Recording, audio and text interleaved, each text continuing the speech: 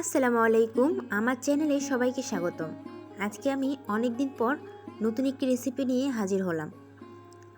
তো চলুন, আজকে আমি দেখাবো কিভাবে মাটির নিচের আলু অল্প সময়ে অল্প উপকরণে ঘরে বসে তৈরি করা যায়।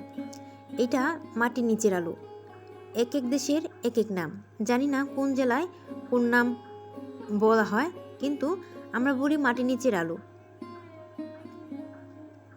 দেখুন, আমি পানিতে ভাপ দিয়ে আলুগুলা নিয়ে নিয়েছি।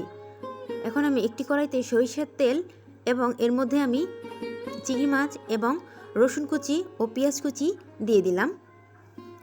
এখন ভালোভাবে নেড়েচেড়ে ভেজে নিব।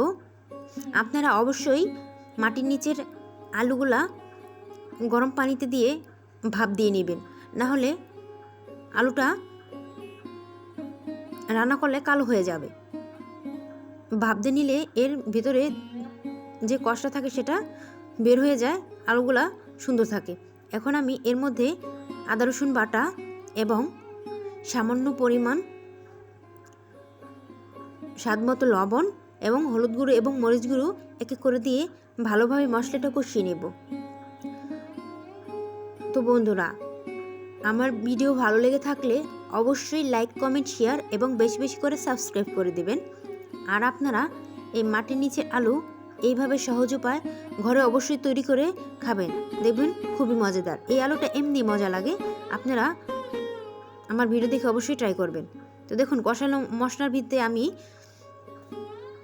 আমি আমার আলুগুলো দিয়ে ভালোভাবে কষিয়ে নেব। তারপর পরিমাণ মতো পানি দিয়ে ঢাকনা দিয়ে ঢেকে দেব, তাহলে আলুটা তাড়াতাড়ি সিদ্ধ হবে। এমনিতেই এই আলু অল্প সময় সিদ্ধ হয়ে আসে। তো দেখুন কত সুন্দর একটি কালার এসেছে। অবশ্যই আপনারা এই আলু বাসায় ট্রাই করে দেখবেন। এই আলু গরুর মাংস এবং মুরগির মাংস দিয়ে রান্না করলে খুবই সুস্বাদু লাগে।